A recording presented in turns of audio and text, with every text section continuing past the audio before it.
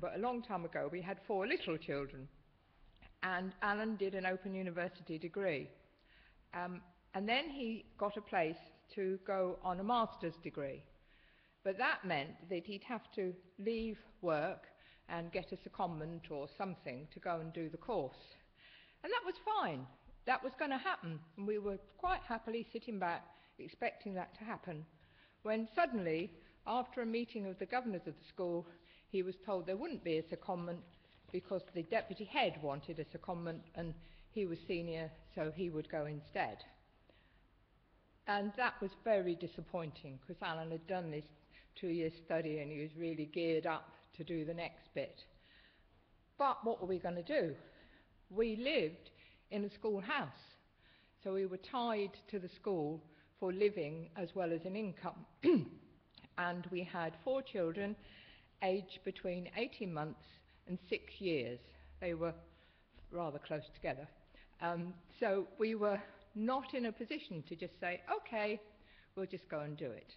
And we would have no money, we'd have no house, nothing. And then, suddenly, the principal said, you really want to do this course, don't you? Well, I've got a house in the town that I've bought for my retirement, and it's empty. You can live in it if you want to, rent-free for the year. We thought, oh, that would be great. Oh, but we've got no money. And then, amazingly, the milkman knocked on the door. Alan thought it was all coincidence, but there you are. The milkman knocked on the door and said, do you know anybody who would like to work 3 hours a day delivering milk and then Friday evenings collecting the money? It would be from 5 in the morning till 8 in the morning, and then you could do the rest of your day whatever you needed to do. And Alan looked at me and I looked at him. And first of all he said he wouldn't do it, but then he changed his mind.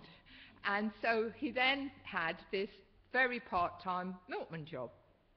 So then he went off to the benefits office saying, I'm earning this money, can I get more benefits for my children and my wife?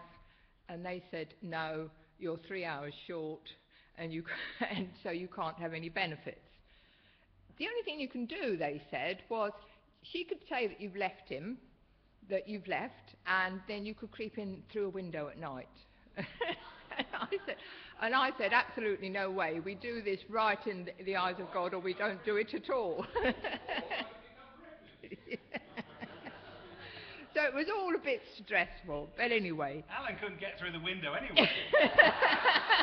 Well, he could in those days. He could in those days. But I was absolutely positive that this is what we should do. I was positive that God was in it, and I believed that we would just have to go forward in it. Alan was not a Christian. He wasn't quite sure that he didn't have the convictions that I had, but I was positive it was right.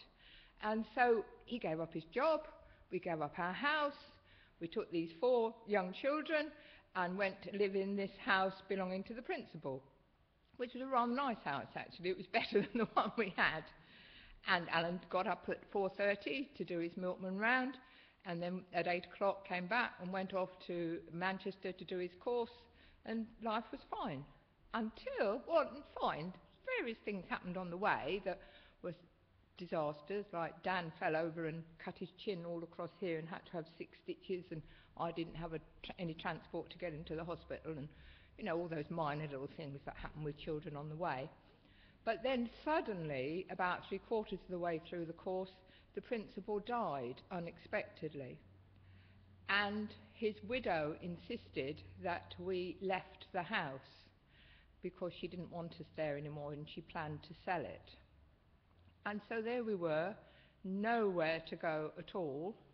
The local authority said that if we actually moved out, we would have knowingly made ourselves homeless and they wouldn't do anything about it.